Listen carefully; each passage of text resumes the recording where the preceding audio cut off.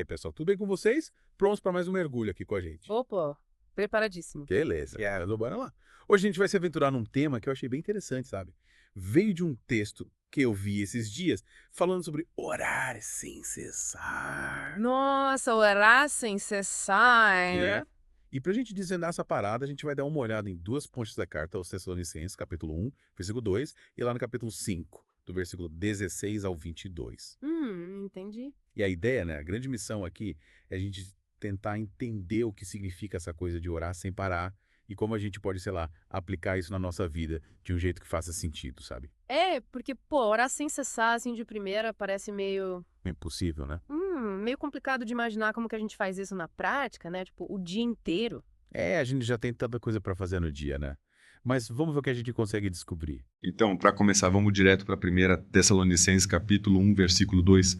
Está escrito assim: damos sempre graças a Deus por todos vós, mencionando-vos em nossas orações, e sem cessar recordando-nos diante do nosso Deus e Pai, da operosidade da vossa fé, da abnegação do vosso amor e da firmeza da vossa esperança em nosso Senhor Jesus Cristo. Ufa, que frase comprida, né? Mas olha só que interessante. Já nesse primeiro versículo, o apóstolo Paulo já conecta essa ideia de orar sem cessar com várias outras coisas importantes para a vida cristã, né? Tipo a gratidão, a fé, o amor e a esperança. Parece que é uma coisa meio que complementa a outra, né? Sim, total. E é muito legal ver como ele coloca tudo isso junto, né? A gratidão, que é constante, ele fala sempre, graças a Deus, né? E aí ele menciona essa lembrança das pessoas nas orações, mencionando-vos em nossas orações e sem cessar, recordando-nos.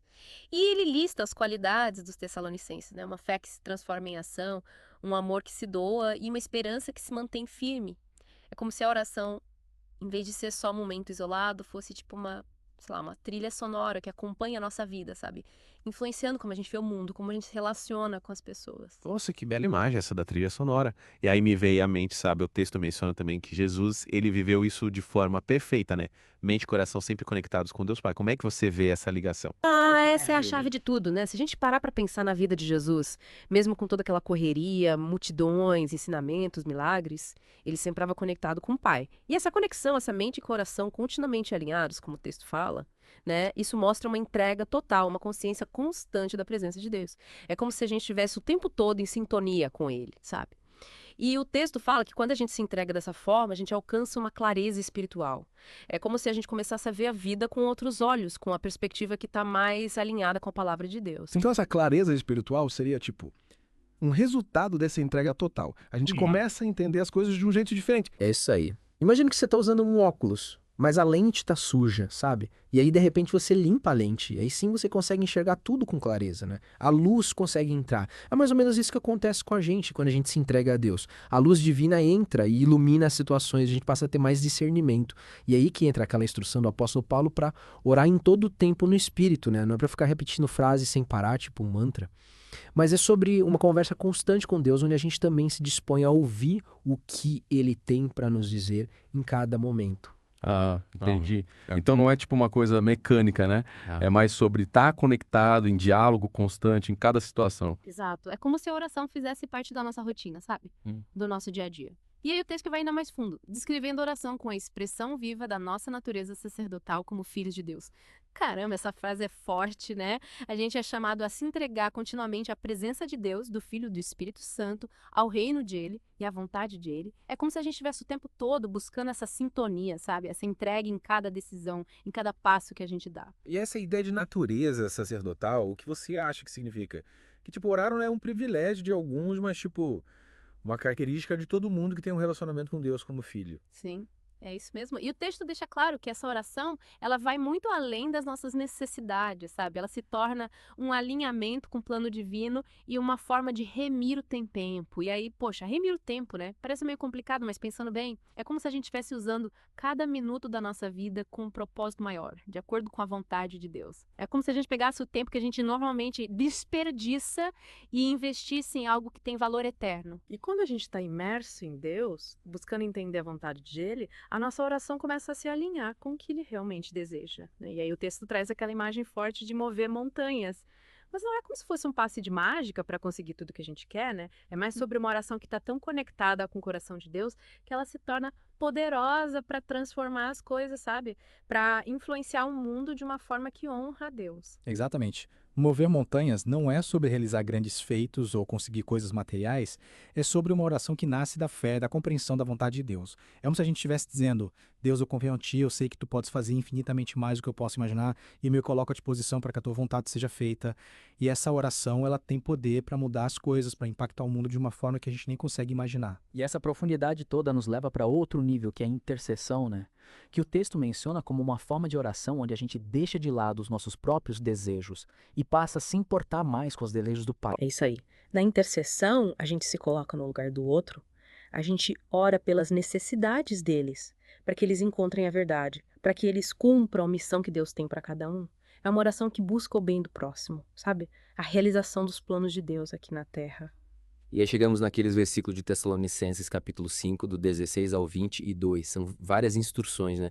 Que de primeira podem parecer meio desconexas, mas quando a gente olha com essa lente da oração constante, tudo faz mais sentido. A primeira é: regozijai-vos sempre. Essa alegria que a gente é chamado a ter não é uma alegria superficial, passageira, sabe?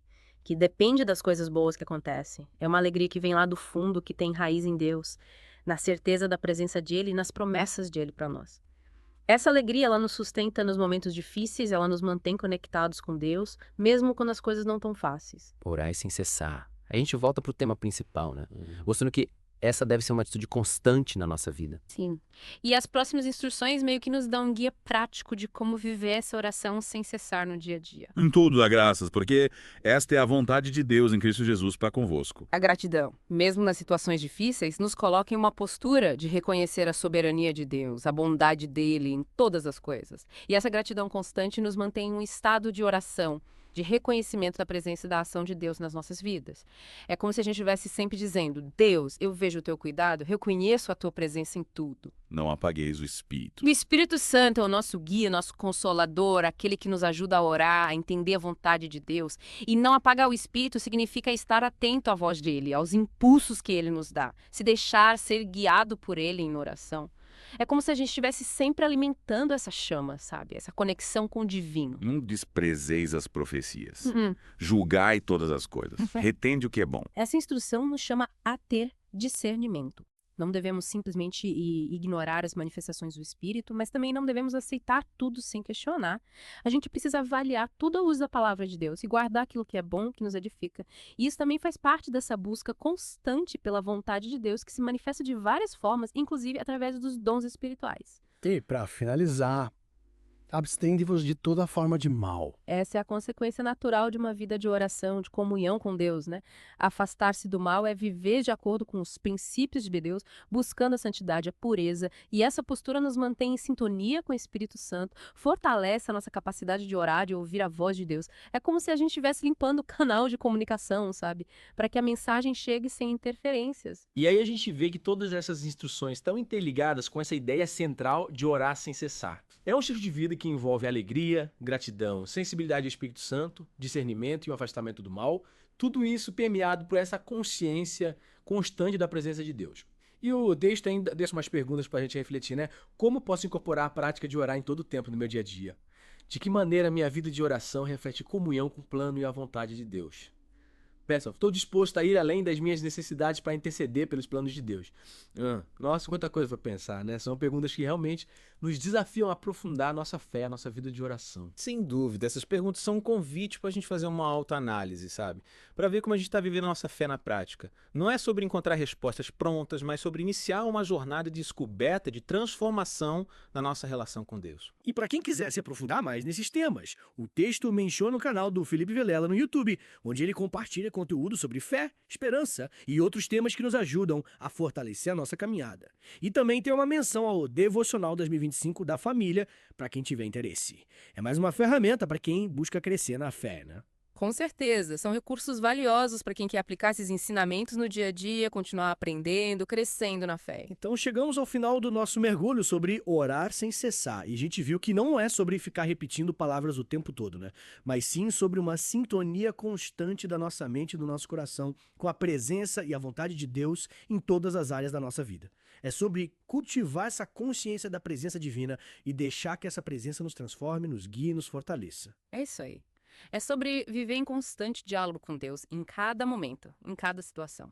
É permitir que ele faça parte de tudo, sabe? E para terminar, fica uma última pergunta para você que nos acompanhou até aqui. Como você pode cultivar essa percepção da presença divina no seu dia a dia? O que significa para você viver em comunhão com Deus? Reflita sobre isso e continue essa jornada de descoberta. A gente agradece muito a sua companhia e até a próxima. Valeu, pessoal. Um abraço.